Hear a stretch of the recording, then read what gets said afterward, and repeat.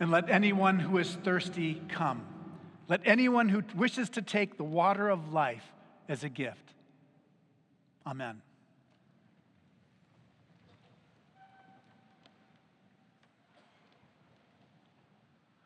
On February 8th, 1831, when he was 27 years old, Ralph Waldo Emerson's beloved wife, Ellen, died of tuberculosis.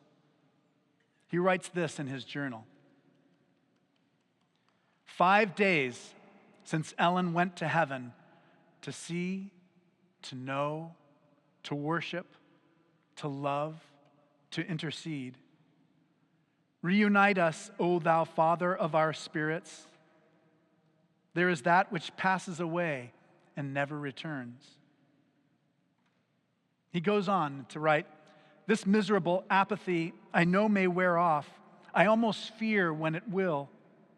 Old duties will present themselves. Again, I shall be amused. I shall stoop again to little hopes and little fears and forget the graveyard. But will the dead be restored to me? Will that eye that was closed on Tuesday ever beam again in the fullness of love on me? Shall I ever again be able to connect the face of outward nature with the heart and life of that enchanting friend? No. There is one birth and one baptism and one first love. And the affections cannot keep their youth any more than men. In this passage, Emerson seems so lost in contradictions as he wonders about eternity and memory, about his own changing nature, and his fear that despair will undo him.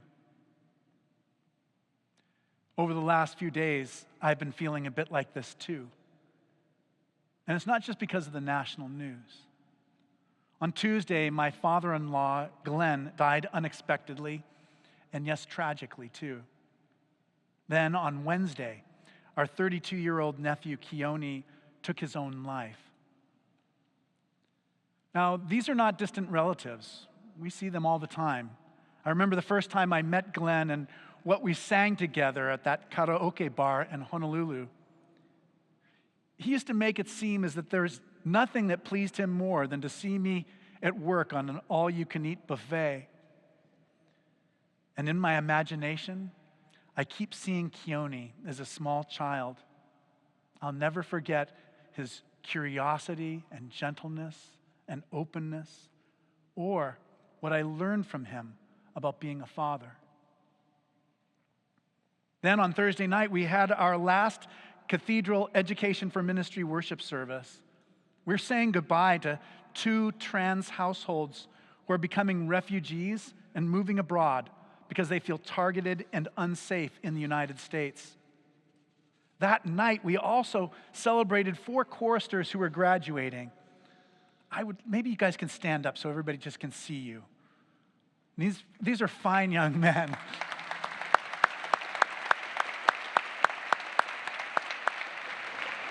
Thank you very much, gentlemen. These are fine young men, and it's hard to send them out from this delightful sanctuary of peace and love into the world that they must face. In John of Patmos' dream, Jesus says, "And let anyone who is thirsty come." And I personally know what this means. I am thirsty. I thirst for peace and justice and kindness and life and faith. I'm thirsty for love. I'm thirsty for God. So today, on the last Sunday of Easter, we ask how the Bible can comfort and encourage us so that we can be people of hope. This sermon is mostly about the last book of the Bible, the book of Revelation, but it comes in 3 chapters of differing lengths on each of the morning's readings. So chapter 1 is Acts. Now, initially, the story from the Acts of the Apostles may seem so fanciful and bizarre that it's hard to find a connection to us. I don't even know if it's supposed to be funny or not. An enslaved girl has a spirit of what our translators call divinization. And the Greek word is puthona and is related to our word python or snake. This spirit of the python seems to make it possible for her to both predict the future and to see things as they really are. Now, for many days, she would follow Paul and Silas shouting, "These men are slaves of the Most High." And it says that Paul was frustrated. The Greek word is grieved. It's related to the word for toiling. So it's like there's some kind of burden that she puts on him. And finally, he can't take it any longer. And he just says, "Come out of her." And the spirit is taken out of her. And the owners who no longer can make money off of her fortune telling are furious. They have Paul and Silas humiliated, stripped naked, beaten with rods, and then locked in chains in a prison. When the earthquake releases all their bonds, the jailer assumes that they have fled, and he prepares to kill himself. But instead of his death, the story ends joyfully, with everyone in his household being saved and being baptized. Now, what I realized this week, finally, more deeply, is that you don't have to believe the spirit of the python to understand that this is a story about exploitation and suffering. In the enlightened Roman civilization, rich families employed torturers on their household staff. And if you could not afford this, it was possible to rent people by the hour for the purpose of torturing your slaves. The woman is exploited as a slave. Paul and Silas are abused as immigrants. Even the jailer fears his own death less than what the authorities will otherwise do to him. So this story, it's about things we can understand, about empire, oppression, the sin that infects all human relationships. But it is also about the surprising way that God sets us free. The earthquake leading to our freedom is coming. Chapter 2, Revelation. The last book of the Bible, the book of Revelation, may be the most misunderstood text in the entire collection. It is not a secret prediction that requires decoding in order to know what is going to happen or how the world is going to end. Instead, it is part of a genre called apocalypse that first appeared in the Old Testament in the year 250 BCE. Now, in the book of Revelation, of its 404 verses, 275 of them include one or more allusions to passages in the Hebrew Scriptures. So if you know the Bible really well, it almost sounds like an echo of what happened before. The word apocalypse means disclosure or revealing, and these writings feature highly symbolic dreams which depict God's perspective on human affairs.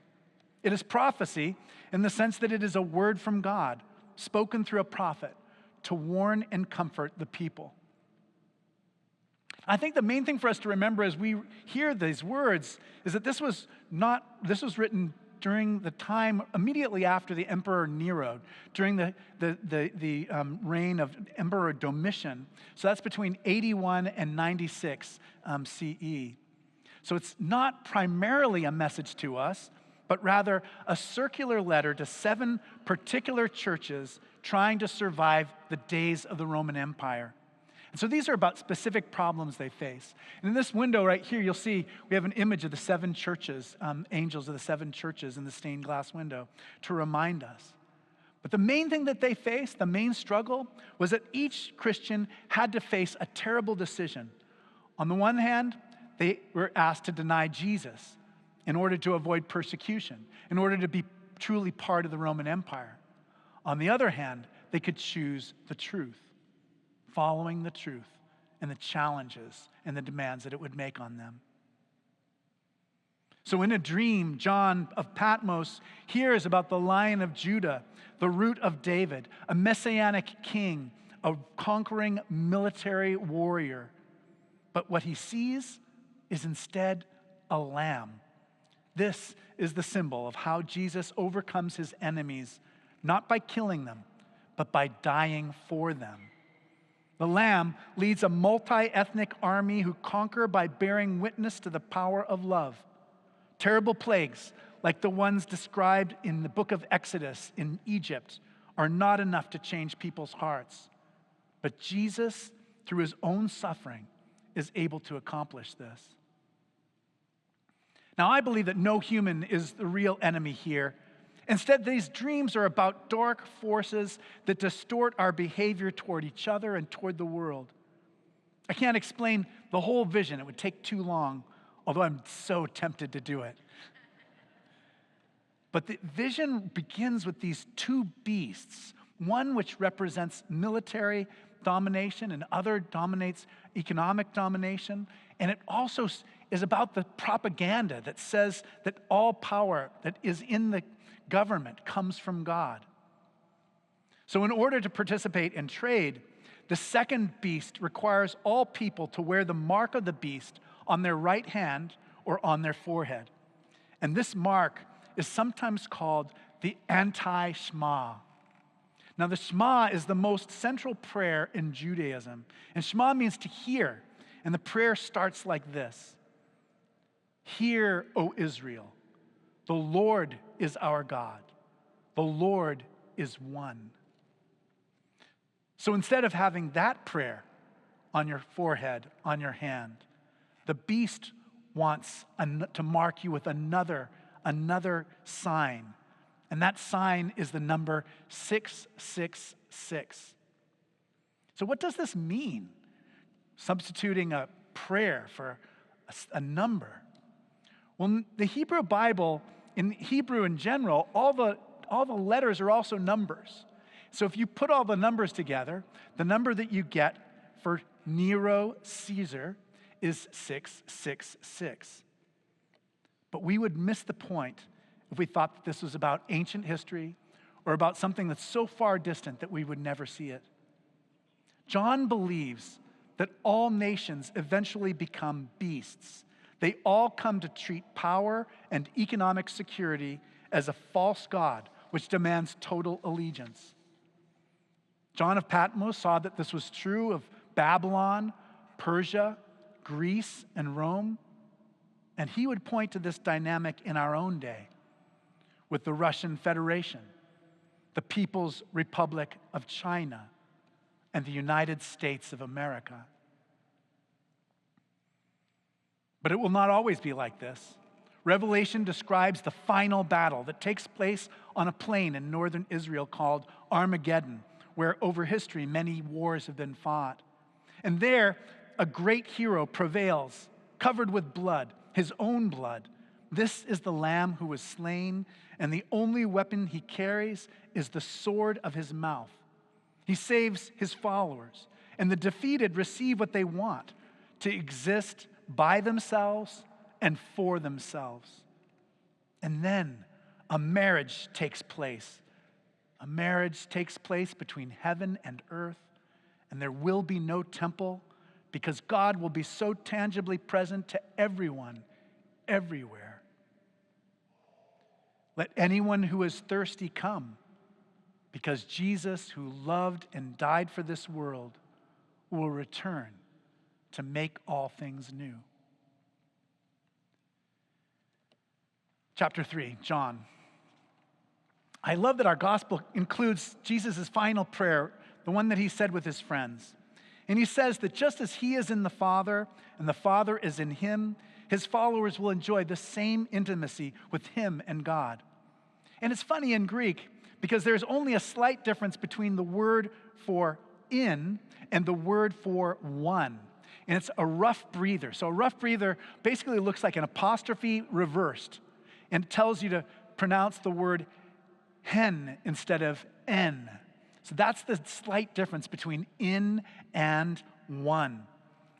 And so this point that Jesus makes is that we can be in God. We can be one with God.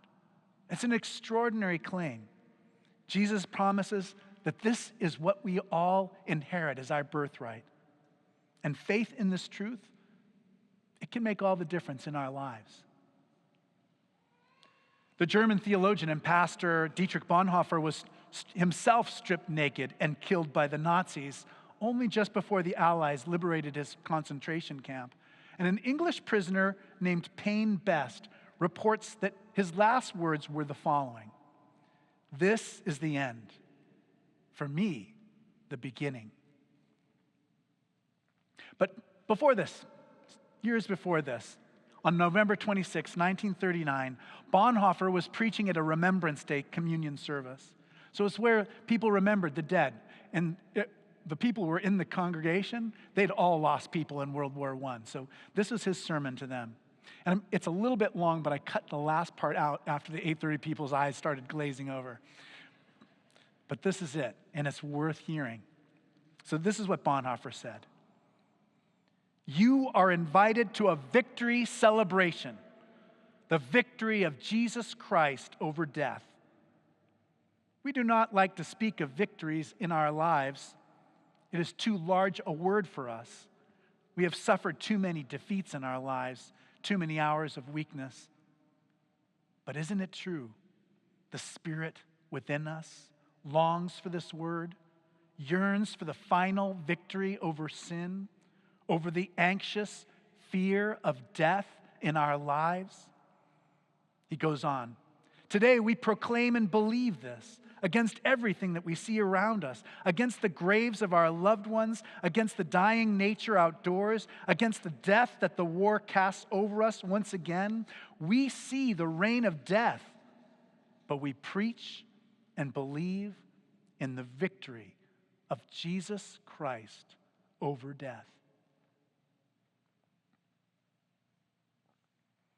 I keep thinking about Glenn and Keone and the question that arose out of Ralph Waldo Emerson's confusion: will the dead be restored to me?